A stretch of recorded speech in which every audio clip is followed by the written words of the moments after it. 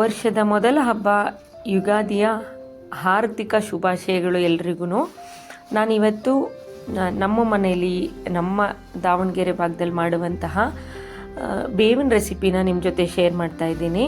ನಾನಿಲ್ಲಿ ಮೊದಲು ಬೇವಿನ ಮಾಡಲಿಕ್ಕೆ 1 kg ಹುರುಗಡ್ಲೆ, ಹಾಗೆ 1/4 kg ಬೆಲ್ಲ, ಆಮೇಲೆ ಏಲಕ್ಕಿ, ಒಣಶುಂಠಿ ಪೌಡರು, ಕೊಬ್ಬರಿನ ತುರಿದಿಟ್ಕೊಂಡಿದ್ದೀನಿ 1 ಬೌಲಷ್ಟು, ಸ್ವಲ್ಪ ಬಾದಾಮು ಮತ್ತು ಗೋಡಂಬಿನ ಪೀಸ್ ಮಾಡ್ಕೊಂಡಿದ್ದೀನಿ, ಮುಖ್ಯವಾಗಿ ಬೇವಿನ ಹೂವು, ಇಷ್ಟನ್ನು ರೆಡಿ ಮಾಡಿಟ್ಕೊಂಡಿದ್ದೀನಿ. ನಾನಿಲ್ಲಿ ಮೊದಲು ಹುರುಗಡ್ಲೆನ ಎಲ್ಲನೂ ಫೈನ್ ಪೌಡ್ರ್ ಮಾಡಿಕೊಂಡು ಅದನ್ನು ಮೊದಲು ಜರಡಿ ಮಾಡ್ಕೋಬೇಕು. ಸ್ವಲ್ಪ ಅದರಲ್ಲಿ ತರಿ ಭಾಗ ಬಂದಿರುತ್ತೆ ಅಲ್ವಾ, ಅದನ್ನೆಲ್ಲನೂ ಜರಡಿ ಮಾಡಿ ಸಪ್ರೇಟ್ ಮಾಡ್ಕೊಂಡು ನಂತರ ಫಸ್ಟಲ್ಲಿ ಎಲ್ಲನೂ ಹುರುಗಡ್ಲೆನ ಪೌಡ್ರ್ ಮಾಡಿಕೊಂಡು ಅದಕ್ಕೆ ನಂತರ ಬೆಲ್ಲನೂ ಸೇರಿಸ್ಕೊಂಡು ಸ್ವಲ್ಪ ಹಾಕ್ಕೊಂಡು ಎಲ್ಲನೂ ಪೌಡ್ರ್ ಮಾಡ್ಕೋಬೇಕು. ಮತ್ತು ನೋಡ್ತಿದ್ದೀರಾ ಅಲ್ವಾ, ಬೆಲ್ಲನ ತುಂಬ ಚಿಕ್ಕದಾಗೆ ಕುಟ್ಟಿಟ್ಕೊಳ್ಳಿ, ಇಲ್ಲಾಂದರೆ ಜಾರಲ್ಲಿ ಅದು ಮಿಕ್ಸರಲ್ಲಿ ಅಷ್ಟು ಸರಿ ಹೋಗಲ್ಲ. ಚೆನ್ನಾಗಿ ಪೌಡ್ರ್ ಮಾಡ್ಕೊಂಡ ನಂತರ ಹೀಗಿರತ್ತೆ. ಸೊ ನಾನು ಅದೇ ರೀತಿಯಲ್ಲಿ ಎಲ್ಲನೂ ಸ್ವಲ್ಪ ಹಾಕ್ಕೊಂಡು ಫೈನ್ ಪೌಡ್ರ್ ಮಾಡ್ಕೋತಾ ಇದ್ದೀನಿ. ಯುಗಾದಿ ಅಂದ್ರೇ ಒಂದು ಸಂಭ್ರಮ, ವಸಂತ ಕಾಲದ ಆರಂಭ.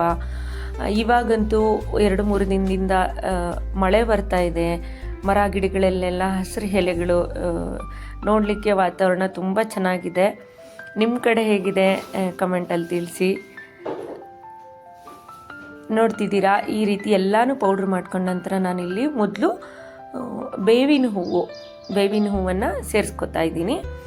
ಜೊತೆಗೆ ಒಣಕೊಬ್ಬರಿ ಪೌಡ್ರು, ಸ್ವಲ್ಪ ಬಾದಾಮಿ ಗೋಡಂಬಿ ಪೀಸ್ ಮಾಡ್ಕೊಂಡಿದ್ದೆ ಅಲ್ವಾ, ಅದನ್ನು ಸೇರಿಸ್ಕೊಂಡು ಒಣಶುಂಠಿ, ಏಲಕ್ಕಿ ಪೌಡರು ಇದನ್ನೆಲ್ಲನೂ ಹಾಕಿ ಚೆನ್ನಾಗಿ ಮಿಕ್ಸ್ ಮಾಡ್ತಾಯಿದ್ದೀನಿ. ಶುಂಠಿ ಪೌಡರ್ ನಾನು ಇವಾಗೇ ಫ್ರೆಶ್ ಆಗಿ ಮಾಡಿದ್ದು, ಸೊ ಘಮ ಅಂತೂ ತುಂಬ ಚೆನ್ನಾಗಿ ಬರ್ತಿತ್ತು.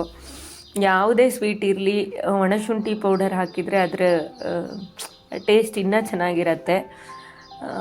ಟ್ರೆಡಿಷ್ನಲ್ ಸ್ವೀಟ್ಗಳಲ್ಲಂತೂ ಒಣಶುಂಠಿ ಪೌಡರು ಇದ್ರೇ ಚೆಂದ. ನೋಡ್ತಿದ್ದೀರಲ್ವಾ, ಈ ರೀತಿ ಎಲ್ಲನೂ ಮಿಕ್ಸ್ ಮಾಡಿ ಯುಗಾದಿ ಹೊಸ ವರ್ಷದ ದಿವಸ ಇದರೊಟ್ಟಿಗೆ ಶಾವಿಗೆನ ಮಾಡಿ ದೇವರಿಗೆ ನೈವೇದ್ಯ ಮಾಡಿ ಊಟ ಮಾಡೋದು ನಮ್ಮ ಭಾಗದ ಸಂಪ್ರದಾಯ ಅಡುಗೆಗಳಲ್ಲಿ ಯುಗಾದಿನಲ್ಲಿ ಬಹುಮುಖ್ಯವಾದಂತಹ ಡಿಶ್ ಅಂದರೆ ಇದೇನೆ. ಆದ್ದರಿಂದ ನೀವು ನಿಮ್ಮ ಮನೆಯಲ್ಲೂ ಎಲ್ರಿಗೂ ಜೀವನದಲ್ಲಿ ಬೆಲ್ಲ ಹೆಚ್ಚಾಗಿರಲಿ, ಬೇವು ಕಡಿಮೆ ಇರಲಿ ಅಂತ ವಿಶ್ ಮಾಡ್ತಾ, ಥ್ಯಾಂಕ್ ಯು ಫಾರ್ ವಾಚಿಂಗ್.